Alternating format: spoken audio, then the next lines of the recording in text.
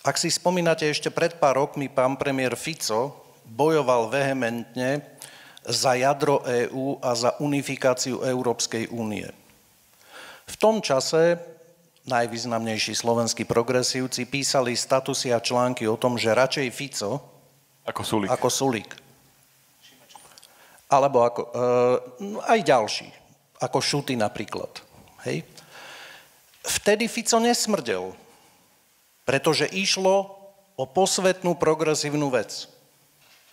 Na tejto otázke na novele ústavy sa ukazuje a preto veľmi oceňujem prístup KDH, že či slovenskí konzervatívci budú schopní formulovať a robiť a presadzovať vlastnú politiku a vlastný program, alebo chcú byť iba príveskom, kde im ich partneri budú povoľovať a nepovoľovať, čo sa práve smie a čo sa práve nesmie.